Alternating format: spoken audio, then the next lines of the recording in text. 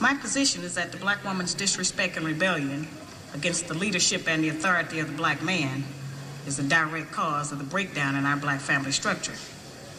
Now, of course, there are many black people who consider those fighting words because as black women, we have never been subject to the kind of examination that our men have been subject to since we have been here. We have been somewhat protected and shielded from any kind of critiquing about our personal behavior, whereas our men have always been up for examination. So before we get started, I just want to initially state to the black women that love black men, we do love you back. It's just very hard to hear when you have the loud minority, you know, who's always talking, who's always running their mouth and different things of that nature. But I also want to showcase to a lot of those black women, the other black women that are amongst you, that are a part of you, that you are friends with, and you say that there's a sisterhood and, you know, camaraderie and all that other type of stuff. Because of the way that you're going to hear them talk here, this gives even more access by other women to the black men that you are looking for. Like I said before, let me reiterate again. The women that you are going to hear are the main reason why it is so easy for women of other ethnicities and cultures to come in and to basically take the men that you Here's a simple question. This is a question for black women. Do you guys not feel supported by black men? Do you feel like black men don't support you? And if so, why? Yes. Every 18 minutes, a black guy is now killed by the police. That's what's up. I think we can get it down to 15. Blue Lives Matter. Yeah. Black men they're friends with, etc. Stranger black men. Like, when are black women going to realize that black men are no benefit to us as a collective? And the more that you keep looking at every black man as a brother or a son and trying to be nice and trying to uplift them, the more your rate of death from them will happen. Now let's go to some social media comments. One person stated, black men are threats because their butt bandit daddy hit the dust. Ladies, report any suspicious looking black man to the police and tell them that he has a weapon for a little razzle dazzle. We all know how that story ends. Next one. This is why we have to take out the mules too. Next. I used to try to change my niece's mind about dating out because all of her crushes were non-black boys, but now I'll encourage her to date out and or stay single rather than being with a black boy. Another person, your niece was like me, way ahead of the game, LOL. My mom used to encourage me to date black too, but now she understands. Another person, I was the same way with my cousin. Now I encourage her to date out. Another one. I'm a 21-year-old black woman who will never and strongly refuse to give birth to a black man. Sorry, not sorry. Let their preferences give birth to them. Another person, I agree. My kid's biracial. I do want a black daughter. Guess I'll adopt one. Another person, same sis. Me and you both are the same age and I'd be damned to give life to the enemy. Another person, same here. I'm 19. I made my decision not so recently either. A little bit, I want to put a little bit of truth directly out there and to try to get people to understand how dangerous, right, a lot of this stuff is, and how, like I've stated before, that it is infectious and how it is infecting others who have not had any of the experiences, right? Have not had any of the relationships that, quote unquote, a lot of these other black women on social media have had. Surprisingly, I didn't have much negative experiences with black men that shaped the type of mentality that I have now. It was really social media that opened my eyes about them. I'm sorry, sis, but I think you're the one that may need some help. Hey, the women with their businesses instead of leveling themselves up, and now they're going out by bait. So this is why I said too, we gotta stop birthing black kids and birth some mixed kids, because now they taking our babies. They taking our babies at 18, 19, 21. And I'm happy to hear that 24-year-old girl that said that, no, I'm dating outside of my race because they coming after you now.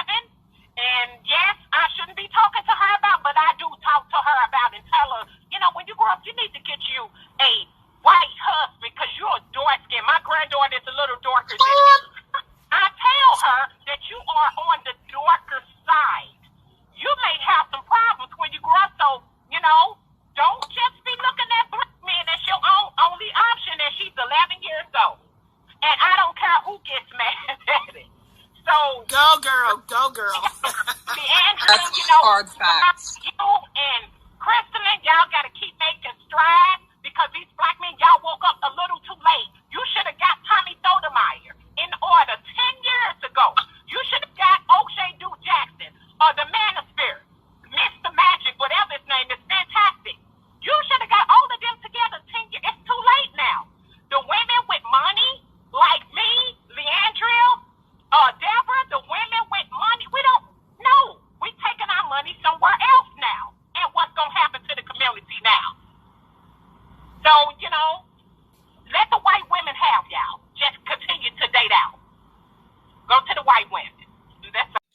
So, like I told you guys before, I do my best here to basically provide the types of facts that are needed in order to give right evidence or validation to what it is that I am speaking on when it comes to the detrimental rhetoric that is being used and given to young black girls and young black women about black men.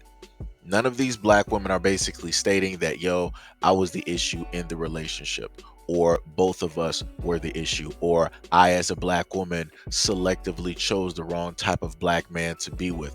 They're not stating any of those things, nor are they stating that those black men are individuals and completely separate from the other black men that are out here. They're not even trying to, you know, slice up that pie to let those girls or those women know, like, yo, all right, this is just a little sample here that was bad, but there are other great. Here comes a new challenger. This person stated, what a time to be alive, back when black men knew not, right, to mess with white daddies. Harming, right, all black men till they were harmed, right, and then turn to ashes. If you ignore black women's issues, something that is blocked out, then we'll ignore your black butts getting harmed. Next one. This is why slave owners preferred to harm black women rather than having relations with their own wives. Then somebody below basically stated, white guys secretly love black girls, basically okaying what was going on to black women during slavery. Or are black women actually beautiful? Person below, a black woman just stated, quote, the reason why white men went after black women during slavery is because they loved us. Another person, I don't like them at all. I'll even sacrifice the ones in my family if all black men were able to pass away today without bias. In front of you states, doesn't matter, we don't want to date y'all. Y'all are literally the weakest link. Wow, sure thing, bullet bag. I'm patronizing you, not my people. I don't care for black men. Y'all don't do ish for our community, but make up excuses and harm everyone that isn't you.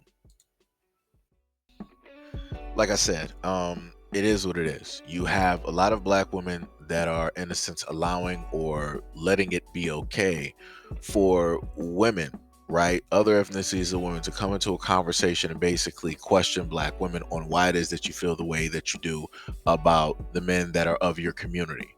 But yet you don't see black women asking, right, Caucasian women the same thing. You don't see black women asking Asian women the exact types of things and so on and so on and so on. But like I said, this is the difference.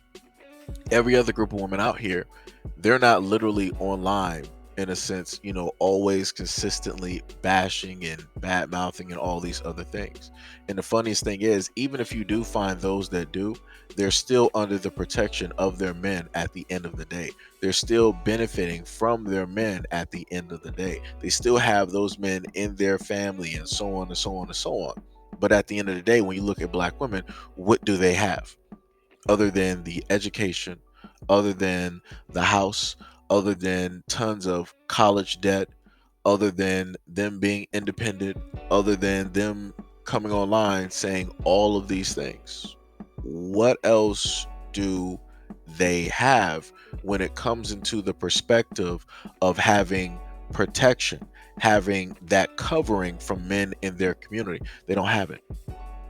Nor are those black women going to have that covering or protection, right, of men of another community given to them. That's not how that works at all. That's not how the game is played. But let me just take it a little bit deeper and a step further, and I'll end it on this note here to, in a sense, round out the whole thing of the negative talking points and how you have a lot of chameleons and different things that are within the black community using their power, their money, their position in order to enact certain things, in order to teach, right, certain types of ideologies. I began to organize social events for lesbians of color at the time. Myself and I had two other business partners, and we were a perfect fit. We would rent restaurants and invite women to come and sort of amass a mail list. And women would come from all over the region. And on any holiday night, the group was called Hospitality Atlanta. It would not be odd to have 700 to 800 women exclusively packed into a beautiful restaurant we hired police at the door and would not let a man in. And from those events, we had softball leagues and softball teams, and major, picnics and whatnot. It was just a great, at that time we thought, organization. We made a lot of money. And we did that for nearly 10 years. And when we got older and decided we didn't want to do it anymore, decided, well, what are we going to do with this mail list? And from that mail list, I decided to launch a magazine. The gay and lesbian political community began to pay attention to the fact that we could bring numbers of black lesbians and gays together through the work that we were doing. And then when the magazine was launched, surely we began to get contacted by HRC, Human Rights Campaign, and the Victory Fund, and many of the gay organizations who are doing a lot of work right now. And it was a very important part in the early 90s of the work that they were doing. The strategy is always to get one little foot in the door, when in fact the plan means we're going to take over the whole thing. Well, why don't we just get a statement, Mr. School Board President, in your school board policy that you simply acknowledge the fact that we will not fire a gay teacher, or that there may be some gay students that we're going to be okay with, not trying not to be prejudiced toward them through our policy.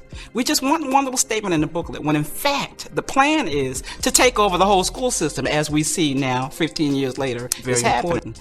And so we would go in under the wire, and basically what we were trained is that don't talk to anybody else about this. All we want to do is get in, talk to the council people. We don't even want the church folk to understand that this vote is coming up soon. We want to be able to fill the auditorium on vote day with all gay and lesbian landowners, so that the politicians will say, my God, we kind of have to do this. That's the strategy. That's the strategy. They were able to infiltrate media. And even people, I look at people who started out even with my small publication. People who started out with Venus magazine and were able to take, tear sheets from our book, are now working for some major newspapers, working for Bloomberg, working for the New York Times, working for Condé Nast. And so it's so true. It's like they gays and lesbians run major media in this country. They just do. Really have taken over media. Why? Because media speaks directly into the minds of young people. They did not tell us that all of that, being my own person and I'm independent, would lead to separation, loneliness, celibacy, and lesbianism. They didn't tell us that if you give up the man, you're going to take one of these things and it's worse and it will destroy your nation. They didn't give us that information. They made us think that it was some kind of glorified position to brag about the fact that I got my own job, my own credit card, my own car, so I don't need no man. I don't even know how we got that mixed up. Ain't none of that got nothing to do with being with no man.